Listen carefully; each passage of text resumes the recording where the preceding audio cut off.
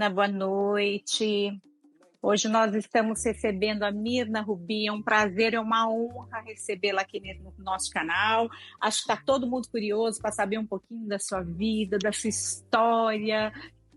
Eu, principalmente, estou louca para saber da sua vida e eu gostaria que você nos apresentasse para o nosso canal, por favor. Sim. Bom dia, boa tarde, boa noite, sabe lá Deus onde vocês estão. Então, eu sou Mirna Você Rubim. está em Portugal, né? Isso. Vamos lá. Eu sou Mirna Rubim. Nesse momento eu estou em Portugal, eu moro aqui, decidi vir para cá para ficar perto da minha família. E eu tenho uma história muito divertida para contar. Eu vou contar algumas das coisas, mas basicamente eu comecei a minha vida tocando piano, porque minha avó era professora de piano, e infernizei ela para me ensinar. Depois, quando chegou na adolescência, tentei ser uma pessoa normal, fiz uma faculdade de medicina, mas não era lá meu caminho. Aí Isso. mergulhei na música e segui a carreira de cantora e é a minha paixão até hoje. E hoje eu sou cantora, atriz e professora de canto. Gente, maravilhosa. Sorriso lindo. Mina, eu vou começar a fazer algumas perguntinhas para você, tá bom? E assim, porque as pessoas estão muito curiosas em saber, e eu também estou super curiosa em saber um pouquinho da sua história. Então, vamos lá. Você se lembra do momento assim que você falou, não, eu vou por esse caminho aqui, eu vou seguir essa carreira?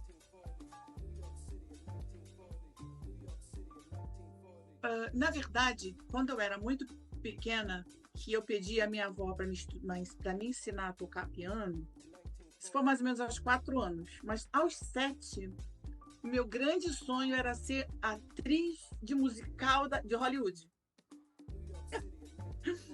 Mas aí eu falei assim, não vai dar certo, porque isso está muito distante, né? Eu fui criada numa família evangélica, batista, eu pensei assim, não vai combinar com o padrão de educação, não só emocional, como religiosa que eu recebi.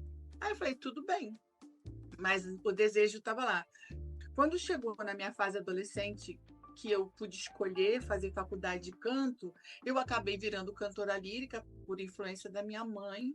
E aí acabou que eu virei cantora lírica, depois virei atriz de teatro musical e por final agora em 2022 a gente gravou a série O Sonho e a Sílaba e eu fui para o streaming, que era o que eu queria aos 7. Eu falei, ué, gente, consegui. O sonho se realiza, né, Mirna? E assim, seu pai teve um papel importante na sua vida, nessa trajetória toda, Mirna. Eu gostaria que você falasse um pouquinho sobre.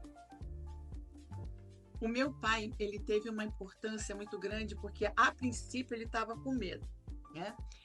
Ele falou assim, minha filha, você... Logo que eu comecei a cantar, a minha voz era meio esquisita, porque a gente no início a voz é estranha. Aí ele falou assim, minha filha, você com essa voz não vai chegar a lugar nenhum, é melhor você continuar só tocando piano. Eu poderia recuar e acreditar no que ele me falou, ou eu podia ficar com raiva e esfregar na cara dele que ele estava errado, e eu optei pela segunda. E aí o que aconteceu? A raiva de provar para ele que ele estava errado me deu a energia que eu precisava para encarar o estudo. E eu passei a vida inteira provando a ele que eu ia conseguir, e consegui. E ele, infelizmente, faleceu muito cedo. Ele faleceu em 1996, com 60 anos. E ele começou a ver minha carreira começando. E ele viu, nossa, não é que ela vai dar certo? Porque ver a sua carreira. Ele chegou a ver pelo menos um pedacinho dessa sua carreira. Então, ele chegou a participar. Que bom. E aí... E com isso, ele falou assim, não, a Mirna, quando ela quer uma coisa, ela casqueta que vai, ela vai fazer. E aí ele ficou tranquilo, mesmo no ano em que ele estava doente, ele falou, não, minha filha se vira. Medicina, Mirna, assim, você ia seguir um rumo completamente diferente, né? Porque medicina e atriz, cantora, assim... Aonde que você falou, não, medicina não é para mim, eu vou para um lado artístico porque eu me enxergo nos palcos, aonde falou, olha, deu um clique, olha, eu vou ser atriz mesmo e cantora? Na verdade, a medicina foi uma opção porque eu pensei, não vou conseguir ganhar dinheiro com a música, eu não gosto de passar aperto financeiro. Eu não sou uma pessoa ambiciosa para ser rica, mas eu gosto de conforto, eu gosto de um mínimo de estabilidade, de bem-estar. Sou simples, sou realmente simples, todo mundo sabe. Mas, quando eu entrei na medicina, foi para isso. Vou procurar uma carreira, uma especialidade que seja concomitante e coerente com o ato de ser mãe. Meu sonho era ser mãe e ter um trabalho que fosse coordenável com a maternidade. Aí eu pensei, vou ser oftalmologista, que é um trabalho clínico, que eu posso ter uma certa tranquilidade, horários organizados para ser mãe. Mas aí, no primeiro semestre que eu já entrei assim, cara, esse não é meu caminho, eu não me sinto pertencendo. Aliás, eu quero fazer um grande holofote para essa palavra, pertencimento. Quando você está no lugar que Deus colocou para você estar, você se sente pertencido e você tem paz no coração. E se você está fora do seu caminho, você vai sentir angústia, aflição, ansiedade, desespero, vai ficar doente, porque você está fora do seu lugar, não pertence, né? E aí a medicina tinha esse lugar de eu não pertenço. Só que aconteceu um evento muito engraçado, que no primeiro ano de anatomia foi sorteado o trabalho que cada grupo tinha que fazer. E justamente foi sorteado para o meu grupo anatomia do olho, que era a minha paixão, porque eu queria ser oftalmologista. Aí o que eu falei? Eu falei para o meu grupo, olha, me dá o trabalho escrito, que eu adoro datilografar, eu adoro desenhar, vou ilustrar, e eu adoro apresentar. Então eles só pesquisaram tudo, me deram, e eu fiz toda a parte artística do negócio. E fui dar essa aula, que foi show, né? Eu fiquei famosa pelo meu show. Aí eu falei, cara, tem algo errado aqui, que eu tô fora de lugar. E eu falo uma célebre frase, Eliane, que é o seguinte: o único lugar na medicina que tem holofote é na maca do centro cirúrgico, se eu estiver deitada nela sendo paciente. E daí nasceu essa, eu caí na real. Mas você faz o seu trabalho brilhantemente. Obrigada. E assim, e a música? Esquenta não que eu vou ler aqui um pouquinho, tá bom? Leia. Eu vou ler aqui, tá bom? A música significa em momentos de... O que a música significa em momentos de desafios para você? A música, na verdade, ela para mim, ela é a própria concepção do religare. Eu gosto essa palavra religare que se tornou a religião, né? Na verdade, o religare é você conectar absolutamente com Deus.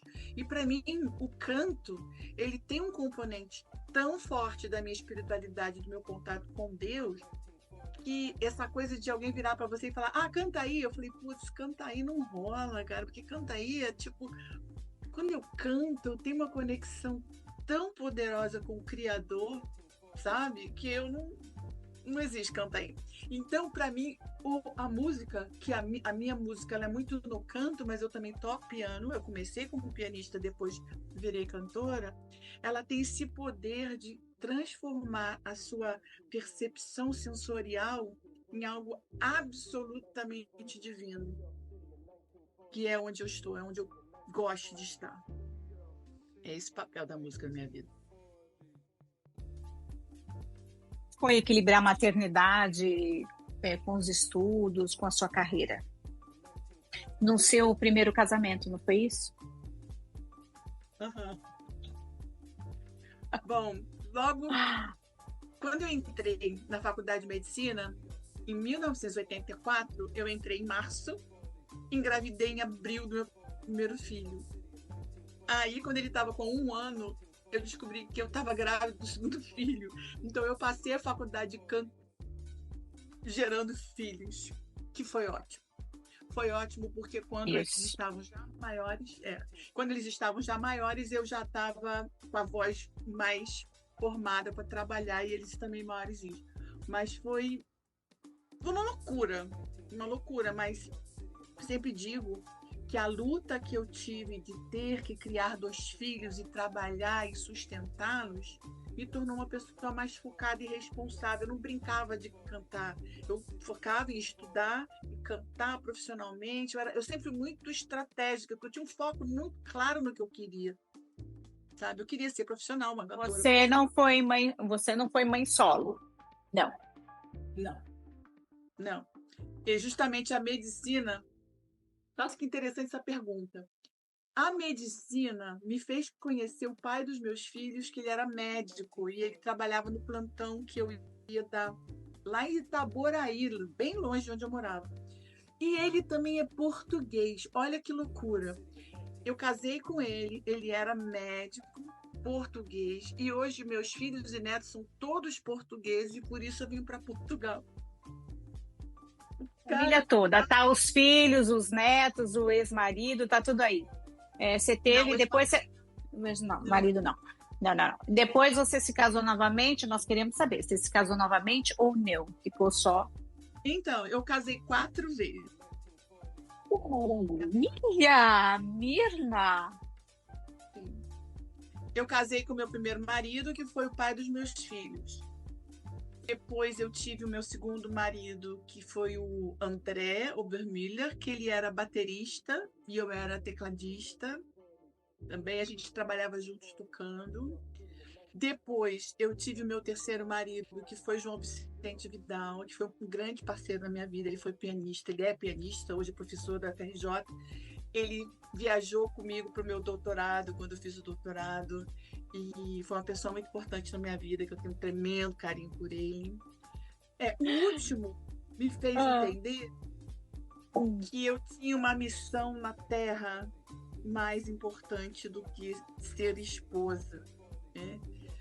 Eu acho que a vida é feita de chamados, eu mega acredito nisso. E eu tive um chamado para servir com a minha carreira de cantora, atriz e professora de canto, que se tornou mais ou menos um sacerdócio para mim. Porque meu tempo é para ajudar pessoas, a motivar pessoas e ajudar as pessoas a se tornarem pessoas melhores. E o ensinar canto é mera ferramenta. Eu treino professores de canto nos meus cursos online, né? Então eu falo para eles assim, gente, a gente não ensina canto, a gente resgata almas. Porque é o que acontece. O canto está na pessoa, o canto tem a emoção da pessoa, né? Então, se você está com travas, vai na voz. Tudo vai na voz, gente, é a coisa mais maravilhosa. A voz é diagnóstico. No meu quarto casamento, eu me separei, fui parar em terapia e tenho terapia com essa terapeuta querida, Raquel O'Donnell, que é minha terapeuta até hoje, e que ela me ajudou muito a me conhecer. E graças a esse marido que me causava um certo abuso emocional, eu fui capaz de me conhecer melhor, aprofundar e ter mais clareza do que eu realmente queria para minha vida, que era uma vida de serviço, né? E às vezes uma vida de serviço requer muito do seu tempo e às vezes o relacionamento com o marido e com filhos, meus filhos já eram grandes, às vezes é melhor você estar sozinho do que estar numa relação tóxica, né? E eu comecei a ponderar o que é a escolha de uma vida, né? De você ter um parceiro ou não ter um parceiro, de você abraçar uma causa e tudo mais.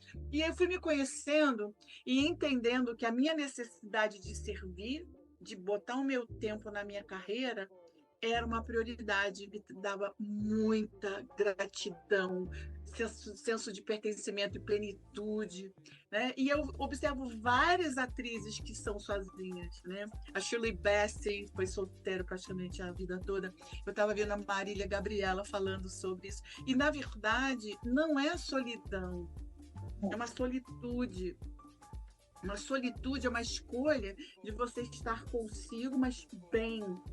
Eu não me sinto sozinha, é uma escolha estar profundamente comigo, com minhas atividades, motivando as pessoas e ensinando. Para mim, ensinar é tudo, tudo.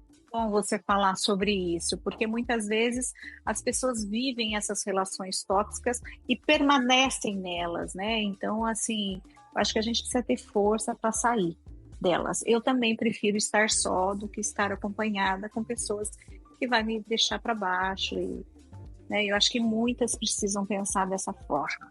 Né? Eu acho que é até a hora que cai a ficha, né, Mir? Na hora que fala, não, aqui eu não pertenço a esse lugar, né? Eu acho que a vida, eu gosto muito de pensar num livro que eu li chamado O Ritmo da Vida, que ele fala do equilíbrio sistêmico do ser humano, que você tem que equilibrar o seu lado físico, o seu lado emocional, o seu lado intelectual e o seu lado espiritual. Então você tem que pegar esses 4 pilares principais e buscar conhecê-los. Então, o equilíbrio físico vai ser hidratação, alimentação, sono, atividade física, tudo que é do seu corpo. A atividade intelectual, né? O equilíbrio intelectual é você ler bons livros, você estar mergulhado com conteúdo de qualidade, se afastar das porcarias. A internet tem muita porcaria, mas você pode se afastar. Escolha. A internet você escolhe, né? E o equilíbrio emocional seria o seu cônjuge, irmãos, parentes, amigos, toda essa parte, psicólogo, tudo que cuida do seu emocional. E o espiritual, que é a sua relação com o divino, cada um à sua maneira. Eu não consigo me imaginar sem fé, não consigo. Porque a gente fica muito órfão, muito solto, muito frágil, se a gente não tem fé e se a gente não tem um pai, né, para nos cuidar da gente. Então, assim, quando eu penso nesses 4 pilares, e eu coloco no meu emocional minha família, meus amigos, meus alunos, meu psicólogo, vou equilibrando. Aí coloca um estrupício que aparece lá e acaba com a minha paz, não vai. Não vai, não vou deixar. Eu não Plenamente vou com você, deixar. concordo plenamente. Você falou 2 vezes do psicólogo. Você começou a fazer terapia agora ou você vem lá de trás com a sua terapeuta? Ou foi por Essa conta do terapeuta, casamento específico, esse último casamento? este último casamento, por ser tóxico e muito ruim, acabou me levando a me conhecer profundamente. E essa terapeuta me pegou nessa última separação e está comigo até hoje. Foi maravilhoso. Eu já tive terapeutas antes, porque eu tenho um diagnóstico de bipolaridade. Eu sou bipolar hipomaníaca. E o hipomaníaco é aquele que é workaholic, né? Que se deixar, eu não durmo, eu trabalho sem parar, eu não paro, ninguém me aguenta. Eu não paro, não, gente, eu não paro, que é isso, eu sou assim. Mas eu fui me conhecendo, recebi o diagnóstico, fiz terapias desde lá de trás, junto com medicação. E aí, quando eu conheci a Raquel, foi nessa última separação e ela veio acompanhando meus altos e baixos depois disso, com várias outras situações de faculdade, emprego, eu saindo do meu emprego para abrir meu próprio negócio, porque isso é uma história longa que precisa de outro podcast para isso. Se você for vir Mas para o Brasil, você vem pessoalmente para a gente conversar sobre. certamente. E aí nisso a terapia, essa última terapia veio me varrendo e veio me dando as ferramentas para eu lidar com a bipolaridade, com a ansiedade, com essa questão do relacionamento, que é uma coisa difícil para mim. O fato de eu ser bipolar também aumenta a minha ansiedade e eu sou muito workaholic, né? Então, as pessoas que convivem com pessoas assim, elas se sentem rejeitadas, porque a sua prioridade é trabalhar, entendeu? Então, é uma coisa difícil dividir a vida com bipolares, né? Eu diria. E esses seus casamentos, voltando um pouquinho, tá bom? Porque agora eu me interessei. Com esse diagnóstico de bipolaridade, você acha que esses 4 casamentos teve isso como, não é um problema, como um desafio para os 4 homens que passaram na sua vida? Eu acho que, na verdade, eu não sabia o que eu tinha. Eu não sabia. Meu primeiro diagnóstico foi feito em 2004. E eu estava já na terceira separação. Entendeu? Bom, tem. É. Então, assim, eu não sabia o que eu tinha, eu só sabia que eu tinha crises de irritabilidade profundas, eu tinha alteração de humor, eu tinha uma impaciência, eu achava que todo mundo é lento, que eu carregava todo mundo nas costas, porque ninguém tem nada a ver se eu trabalho sem parar, se eu não durmo. O problema é meu. Mas eu não sabia que eu tinha isso. A partir do momento, Sem aliás, dormir, né? para todo mundo que está ouvindo aqui esse podcast, se você tem uma alteração de comportamento, você tem um TDAH, é um bipolar e não sabe, é a pior coisa do mundo, porque você tem um comportamento esquisito, né? Tem pessoas que têm um autismo leve, não sabe que são autistas também. A partir do momento que você sabe o que é, a sua vida muda, porque você fala, ok, estou hyper, preciso segurar. Entendeu? A minha terapeuta, ela vestia a minha. Usando o sofrimento para a pessoa, porque a pessoa sofre, né, Mirna? Há sofrimento, né? Porque você não sabe por que você se comporta dessa forma. Você não entende o que está acontecendo, porque quando você tem o estado bipolar, é assim, você vai ter, tudo é a base de tudo é ansiedade, tem uma ansiedade, um cérebro agitado, com muita energia, e aí quando você está com muita energia, você fica super agitado, não para, estuda e não dá, blá, blá, blá. Depois você esgota, aí você vai para o pico de baixo, que na verdade é um esgotamento daquela energia toda que você gastou.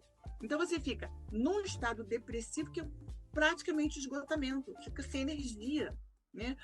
Aí você entendendo isso, você não deixa a mania te esgotar, você percebe que está ficando, fala, ops, e aí você pode simplesmente usar recursos como exercício físico, meditação, respiração, ou simplesmente parar e reconhecer que está muito, ou tem que entrar na medicação quando a coisa fica preta. Eu entrei em medicação principalmente nos quadros de depressão aguda, que aí o bicho pega e você quer morrer, planeja o seu suicídio, se não tiver medicação, pode vir a cometer. Esse Entendeu? estágio, Mirna, de depressão profunda.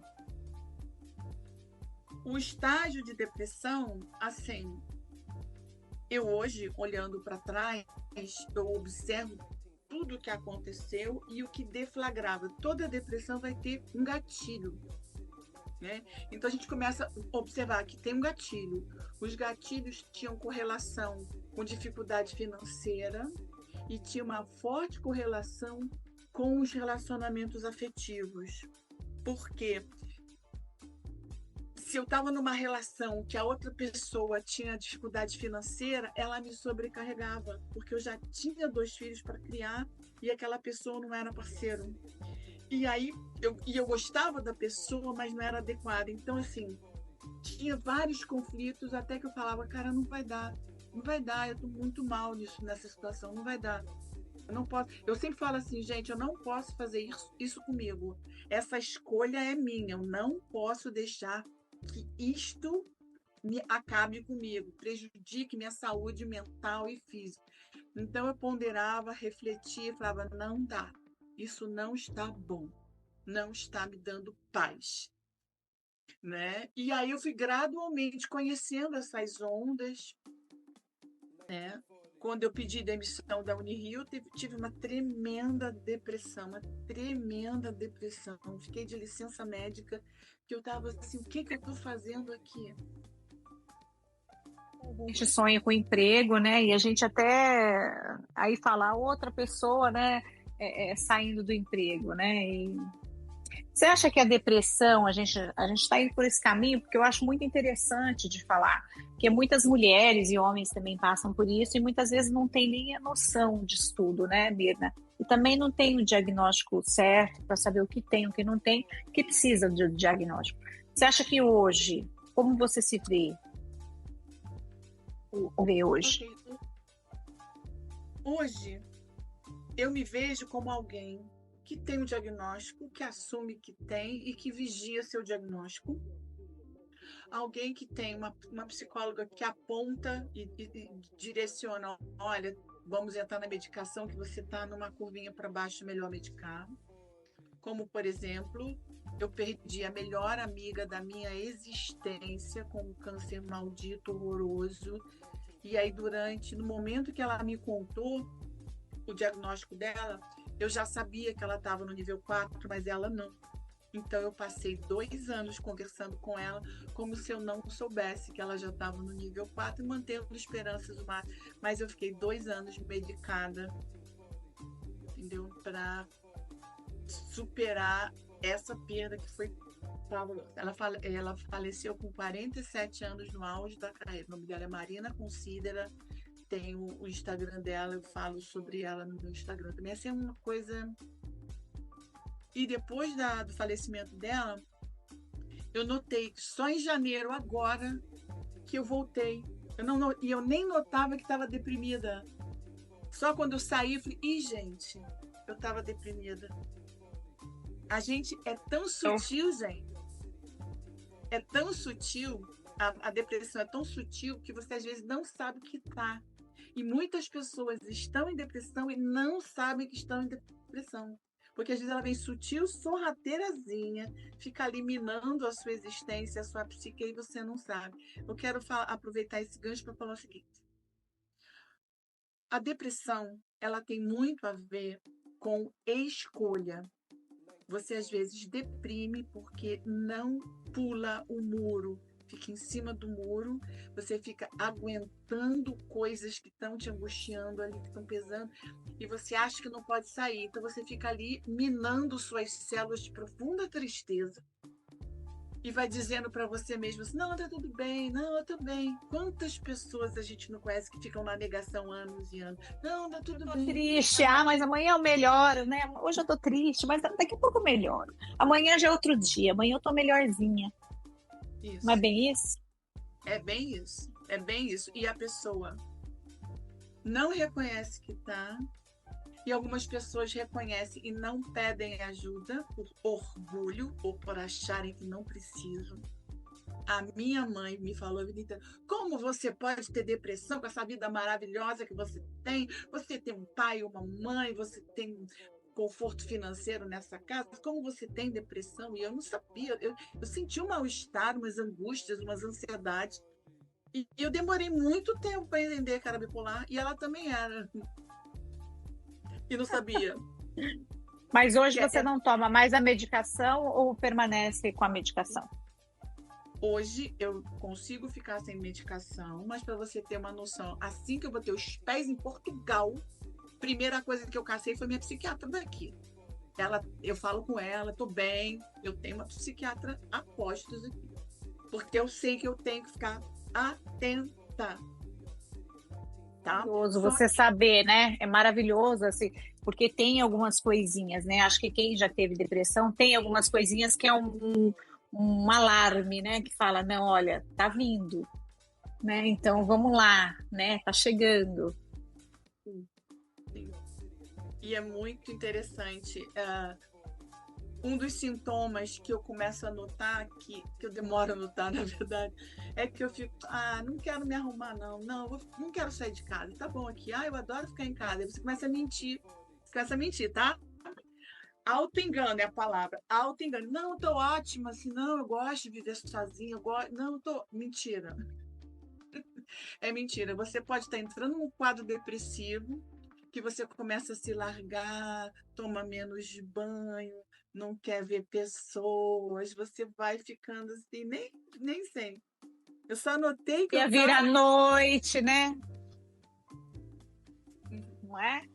Eu só notei quando saí. Falei, gente, eu tava. Porque, na verdade, eu não estava em depressão, eu estava em luto pela perda da minha melhor amiga da vida. Entendeu? Só que eu minto. Eu finjo que tá tudo bem para suportar. E aí você fica nessa negação um tempão, até que você se manca. O ser humano, a nossa mente é muito estúpida, gente. Preste atenção no que eu vou falar. A mente humana é maravilhosa e estúpida. Porque ela se enrola, né? E outra coisa que a mente... Passa uma rasteira na gente, muitas vezes, né, Mirna? Rasteira, porque a gente mesmo que comanda, né? Porque fala, não, aqui não. Né? E muitas vezes ela passa uma rasteira em nós mesmos, porque a gente acredita que está caminhando bem profissionalmente, a vida com os filhos estão ótimas, tudo ótimo. mas na realidade não está. A gente tem que observar os sinais do que está bem e do que não está bem e ficar atento. É pensar, conversar consigo, tá bom, não tá bom? Uma outra coisa que eu gosto muito de usar é o termo dignidade. Eu estou tendo dignidade nessa vida, nesse trabalho, nessa relação, nesse lugar que eu moro, né? Tô tendo dignidade? Tô, então eu tô bem. Quando você vai perdendo a dignidade, cuidado. E aí, você acha que qual o maior desafio, né? O que é mais desafiador para você? Esses palcos grandiosos ou a sua insegurança? Certamente a minha insegurança. Isso é tão curioso. Essa tua pergunta foi muito, muito, muito. É o seguinte: a insegurança pessoal, ela às vezes não passa para a profissão.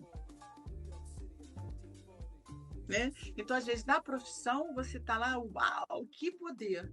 E no seu âmago, você tem inúmeras inseguranças causadas por seus traumas da criança ferida, entendeu? Então, eu tenho inúmeras inseguranças, porque eu tenho traumas que eu, mesmo em terapia, não consegui resolver, que é o trauma da traição, entendeu? Da traição do pai, da traição do primeiro marido, da traição de várias pessoas no mundo. E eu falo, por que as pessoas traem? É só pular fora. Se tá com alguém, fica total. Se tá numa relação, fica pleno. Se não tá Acredita pleno, que a traição vem, Mirna? Eu acredito e falo isso para mim sempre, que a traição é falta de amor próprio para si mesmo. Quem te trai? tem várias causas, Não. Eliane. Tem várias causas. De caráter mesmo, né, Mirta? Mas, assim, a maioria eu acho que eu enxergo, eu particularmente, Eliane, eu acho que é muita falta de amor, né, para si. Em relação à questão da traição, eu acho o seguinte: existe uma questão cultural, né, do homem, dessa permissividade do homem ser polígamo, né? Se alguém poderia ser polígamo, seriam as mulheres, porque elas não têm que ter tantas ereções. Então, Acho. isso vai ao ar. Como anticoncepcional, eu acho que teria que dar para os homens, não para as mulheres, você não concorda? É verdade. É verdade, muitos homens são É, vasectomia. não é? Sim, sim. Quantos filhos os homens podem ter por ano e quantos filhos uma mulher pode ter? Exato. Mas vamos lá. Mas a questão da traição, para mim, tem vários fatores, né? Eu acho que tem realmente uma insegurança profunda do homem, muita insegurança, ele precisa trair para se sentir poderoso, né? E existe uma questão cultural que permite e incentiva esse determinado comportamento. Eu acho, quando meus pais se separaram, meu pai se separou da minha mãe com 27 anos de casados e minha mãe implorava o amor dele a vida inteira. Ele falava para mim que o jeito dele amar é esquisito mesmo, até finalmente ele se apaixonou. E aí ele chegou para minha mãe e falou: você tinha razão, eu realmente nunca te amei. Podia ter morrido sem essa, tá? E aí aquilo virou um trauma. Eu conto isso para todo mundo. Tipo, eu vou esperar 27 anos para escutar isso? Para escutar isso? Não mesmo. Vou trocar de marido a cada 4 anos, porque não vai ficar 27 com um só. Então, esse comportamento horrível do meu pai me levou para uma raiva descomunal desses homens que pegam a vida de uma mulher, 27 anos, 30, e joga no lixo. E fala, não te amei. Aquela mulher deu a vida por aquela relação. uma existência por aquela relação. Não. E no trauma que causa E aí, na o que vida de aconteceu? uma mulher, né?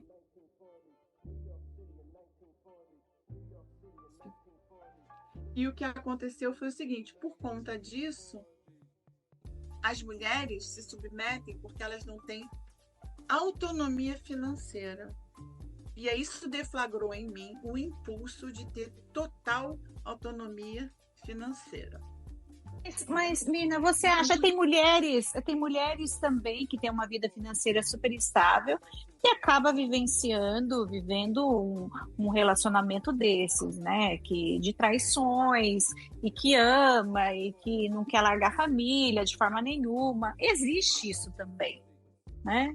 Não é só a parte financeira. A gente vê um monte de Existe. casos por aí, né? É. Uhum. Mas você tem que considerar o perfil das pessoas, né? Vai ter aquele perfil de mulher e homem que tem uma tremenda necessidade de estar casado. Meu irmão caçula é assim, ele precisa. Ele casou 3 vezes e tem um filho com cada esposa. Ele precisa estar casado. Tem aquela outra pessoa que precisa de estar gastando seu tempo em causas de política e de meio ambiente, a energia delas tem causas. E um grupo de pessoas, que é o meu caso, que precisa de estabilidade financeira para ter paz. Sem isso, a minha paz, eu não sabia que eu era assim. Depois que eu descobri como a instabilidade financeira acaba com a minha psique, eu falei, ops, eu tenho que cuidar com muito carinho dessa minha área da vida, porque é dela que me esbudega o resto, tá? E aí, com isso, um relacionamento para mim não é prioridade. Prioridade é minha estabilidade financeira. Porque, além de eu ter essa natureza, eu não vou colocar minha vida financeira na mão de terceiros para me largar depois de 27 anos, ou 30 ou 40 de dedicação àquela relação. Isso me dá paura. Não, eu não vou É. passar por isso. Sabe, aquela Scarlett O'Hara, eu jamais passarei fome. Eu. Se você for ver, Mirna, existe casamentos que acontecem isso, também existem casamentos duradouros, né?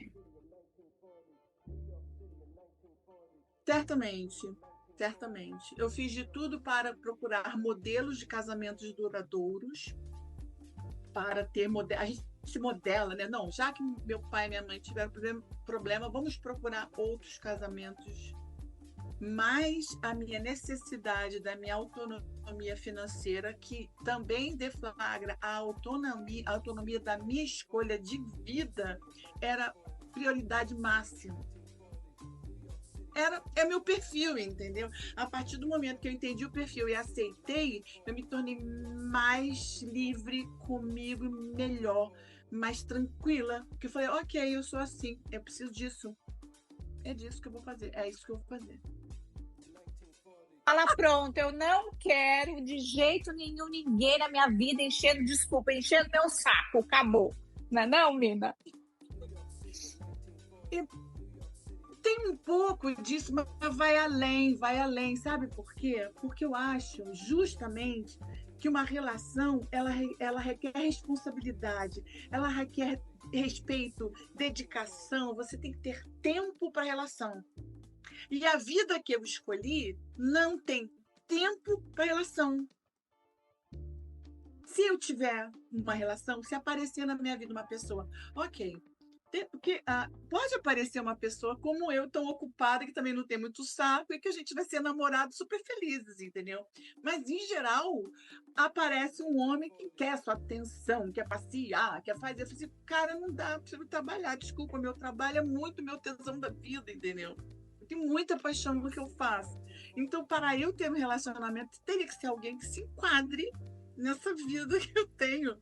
E é pouco provável, porque eles vão É uma, querer muita. é uma escolha, né, Mirna? Tem certa época da vida da gente que a gente escolhe, olha, eu vou focar nisso aqui porque isso aqui é o mais importante da minha vida, é essa parte. e acabou a parte profissional. Já estive satisfeita com relacionamentos e acabou. É tipo isso. Eu vivi profundamente, intensamente, todas as fases maravilhosas da minha vida, como esposa, como mãe, teve esta etapa. A minha outra etapa foi no palco, como empresária, como professora de canto, como cantora, entendeu? E é muito maravilhosa, né? Eu falo sempre assim, é tudo tão bom que uma pessoa só não consegue me dar nem um milésimo de tudo que meu trabalho, o carinho que os meus alunos têm, o que a minha família tem, tudo que eu tenho é tão incrível que eu não consigo ter uma pessoa que possa competir com a vida que eu tenho. E para dividir é pouco provável que eu encontre, né? E eu não procuro. Não procuro, né? Não procuro. Tá bom, né? Feita com aquilo Mas que eu você acho está que vivenciando.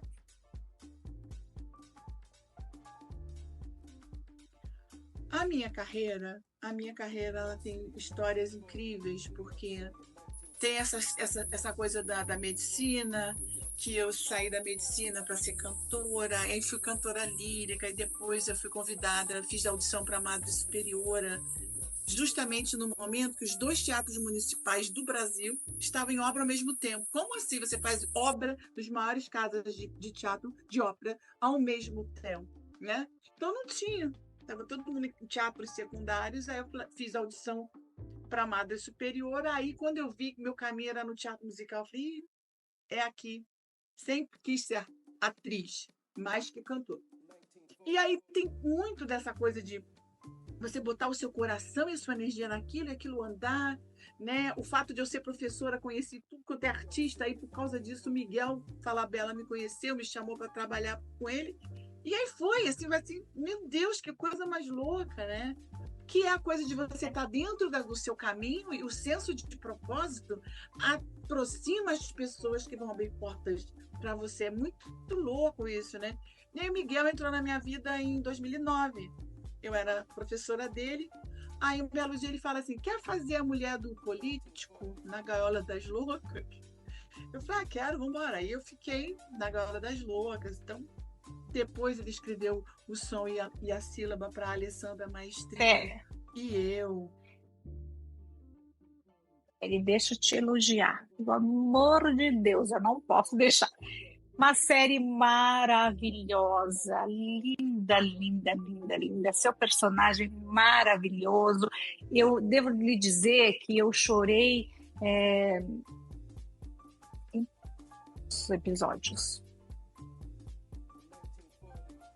A Leonor foi um arraso. Eu amei. Eu quero tirar o chapéu para você, porque foi lindo, lindo. Até falei pro Leonardo hoje de manhã, falei, Léo, eu chorei todos os episódios, assim, porque foi encantador, foi emocionante, parece que vinha da alma, sabe? Então, assim vocês fazem, mas assim, quem está por trás assistindo foi lindo. Eu gostaria que você contasse um pouquinho sobre esse seu papel. A Leonor, ela é muito linda porque a Maestrini também foi minha aluna durante muito tempo. Então, nós temos uma relação real de professora-aluna e de uma grande amizade. A gente tem uma amizade, um respeito uma pela outra, um respeito do espaço da outra, do valor da outra, que é difícil você ter. A gente está convivendo com o Sonha Sílaba desde 2017. E a gente sempre se entendeu, se respeitou. E a Leonor tem esse lugar de ser a luz da Sara. Sabe que a palavra, o nome Leonor é luz, né? Leonor, eu sou a luz da Sara. E o nome Sara é princesa. E aí eu sempre me coloquei assim, eu sou a luz da minha princesa que precisa brilhar. E como eu amo demais Maestrine, e a gente é muito amiga e já estava fazendo a peça durante muitos anos, a gente sentia tudo de verdade mesmo. Eu olhava nos olhos dela, meu olho já estava cheio d'água. Quando ela falava o texto, e eu ficava assim, meu Deus, que texto mais lindo. E quando eu falava, ela também olhava bem. Então eu sentia tanta verdade entre nós, que se tornou assim um deleite fazer. E passa na tela. É impressionante como passa na câmera, porque a gente realmente está vivendo uma verdade. É coisa mais linda. Coisa mais linda. Chorei demais, eu chorei todos os episódios, assim, e passa, parece que você está vivenciando aquilo mesmo. Lindo de ver, lindo. Vocês estão de parabéns porque arrasaram. Muito obrigada. E você sabe que vocês me convidaram para esse podcast e não tinha saído essa indicação desse prêmio que saiu ontem, gente. E arrasaram também, merecidíssimos. Nossa, eu fiquei muito feliz, eu estou muito eufórica, muito satisfeita. Eu acho que o Sonho a Sílaba tem que ser visto por mais pessoas, porque é difícil divulgar uma obra que aborda autismo e ópera. E o Miguel escreveu propositalmente porque ele queria botar holofotes nessas duas coisas que não são tratadas com o valor e o respeito que precisa. Falar em autismo é sempre muito tabu e ópera é sempre uma coisa que as pessoas acham que não gostam. E o Sonho a Sílaba é ópera, fundo de musical é ópera, cantoras de ópera. O porteiro é violinista. Você sabe que ele realmente é violinista? Você sabia disso? Não sabia. Todo mundo no elenco do Sonho a Sílaba que canta, canta de verdade. Quem toca, toca de verdade. Ninguém está dublando ninguém. A gente se autodubla porque é pré-gravado. A gente foi para o estúdio porque, por segurança de qualidade, por tempo de filmagem, vocês sabem o que é isso. Se você fica testando, acertando a voz durante a filmagem, é extremamente caro. Então, a gente pré-grava e se autodubla. A gente dubla a si mesmo, não dubla terceiros. Todos cantam. Iam divulgar mais, porque essa série tem muitas pessoas que não assistiram, que deveriam assistir, porque assim é muito emocionante, muito, muito mesmo. Eu chorei todos os episódios e o Léo também. Olha, eu assisti um episódio, eu estou assistindo, mas o primeiro, assim, eu derramei muitas lágrimas, porque é maravilhoso. É muito lindo e ver essa história dessas duas representa muitas pessoas no mundo, entendeu?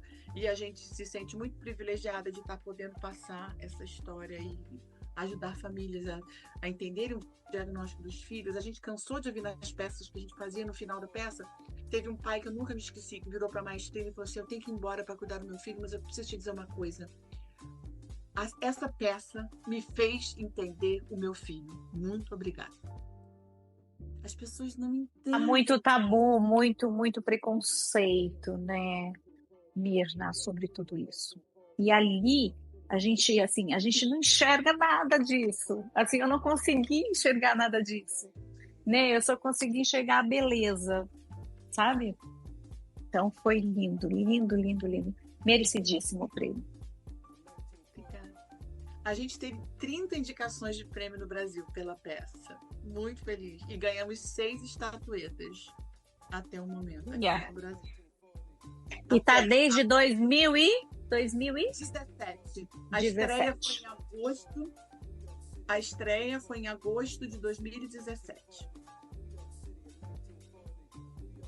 E eu planilhei todas as ocorrências. Eu tenho uma planilha, depois eu passo até para o Leonardo o número. Quantas vezes a gente repetiu o Sonho a Sílaba em todas as cidades, está tudo na planilha, e as datas. Isso é o meu diagnóstico. Quero agradecer imensamente. Assim, eu vou esperar você quando for vir para o Brasil, que eu quero entrevistá-la pessoalmente. Eu amei você. Eu achei você queridíssima, assim, linda, tanto fisicamente como uma linda, e pôde nos ajudar e assim ajudar muitas mulheres também aqui no canal que passam por situações que muitas vezes não conseguem sair dessas situações, e que você abriu esse leque para que elas possam enxergar o que elas têm de melhor na vida. Eu quero agradecer imensamente você, viu? Eu também quero agradecer muito o privilégio de estar aqui, que você me ouça, que você me pergunte coisas e que eu possa falar um pouco de mim, inclusive de assuntos íntimos, porque agora é preciso falar da doença mental, é preciso falar das angústias do ser humano, é preciso falar que o artista ele sofre para ter uma carreira, porque são muitos obstáculos que a gente tem que passar, a gente não pode desistir. Eu hoje tenho 63 anos, por várias vezes eu tentei, não vou mais cantar, não vai dar certo, nada está acontecendo, eu vou abandonar. E não, às vezes o problema está no nosso apego a uma coisa chamada tempo. O tempo causa muito problema. O apego ao tempo, a expectativa do nosso tempo. Não existe o nosso tempo, existe o tempo divino do nosso propósito nessa terra, em que as coisas acontecem no exato momento que tem que acontecer e que a gente tem que estar sempre se preparar para receber. Não adianta você querer uma carreira, ter um sonho e não estudar para aquilo. Não vai cair do teto. Se você está se preparando, você aumenta as chances de conseguir. Você vai encontrar pessoas também naquele lugar que você está estudando que aumentam as chances de te convidarem para fazer alguma coisa. Então, a vida precisa de ação e escolhas. Muitas vezes a gente fica deprimido, angustiado porque não age e porque não escolhe. Então, a minha pauta da vida é escolha, haja, dê um passo, ande, caminha, que a onda da vida vai te levar e Deus vai conduzir. Muito obrigada. Beijo. Fica com Deus, viu, Mina?